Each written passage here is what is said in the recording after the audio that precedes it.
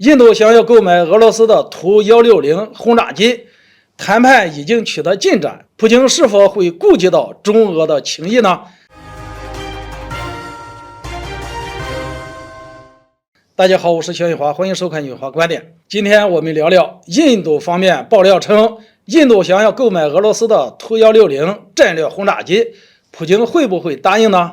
最近互联网上有一则新闻引发了热议，和印度以及俄罗斯有关。据印度国防研究所网站的报道，印度前空军司令拉哈元帅发表演讲的时候称，印度想要购买俄罗斯的战略轰炸机，双方正在就图160战略轰炸机的出口进行谈判，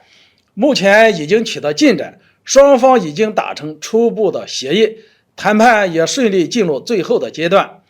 对图160战略轰炸机，我相信很多军民朋友并不陌生，它是俄罗斯空天军的王牌大杀器，目前唯一可以和美国的 B-2战略轰炸机相比肩的强力武器。这样的战略武器主要是用来执行全球战略威慑，也就是全球核打击。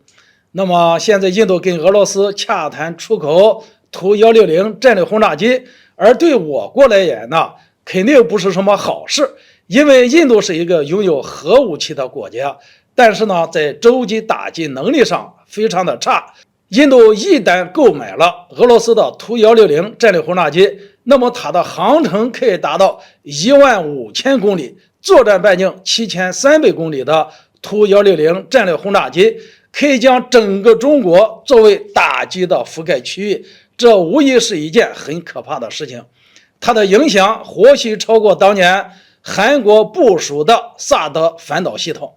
当然了，这个消息目前只是印度媒体的爆料，未必就是真实的。俄罗斯方面卖不卖还是一回事，毕竟这样的战略武器，哪怕是普京也得考虑很久。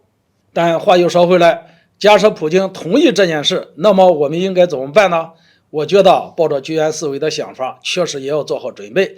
首先要面对的是整个解放军西部战区的压力会越来越大。有了图160战略轰炸机，按照印度人的做事风格，大概率会飘起来，认为自己有了底气，将会对中印边境的问题更加具有侵略性。解放军就要调集更多的兵力驻守在中印边境。现在国内互联网上提起印度，大多数网友都不屑一顾，但仔细想一想，印度好歹也是有120万军队，其中有110万陆军，并且根据能查到的官方资料，早在2021年6月，印度在中印边境的驻军就已经超过了20万，现在或许更多。那么与中国有着严重地缘冲突的印度，长期大规模在边境驻扎重兵是为了什么呢？单纯防守能需要这么多的兵力吗？必然不需要。所以说印度想干什么，其实明眼的人都很清楚。除此之外，中俄之间因为这件事也许会有隔阂，会对联手抗美的战略产生一定的影响。中俄两国这些年之所以越走越近，很大程度上是因为美国在一旁逼迫，逼得两国不得不联合抗美，但这并不代表中俄真的已经亲密无间了，可以说各有各的算盘。关于这一点，我相信大家能够看得出来。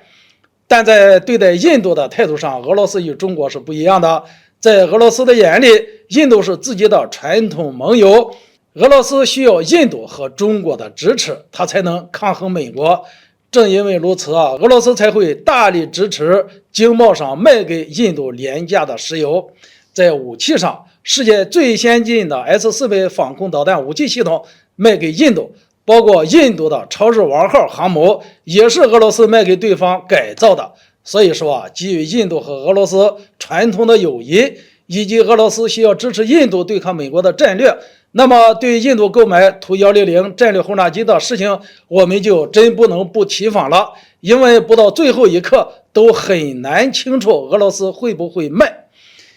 普京是否会顾及中俄的情谊呢？只能期望普京总统能够顾全大局。今天这个话题就聊到这里，欢迎大家留言交流，下次见。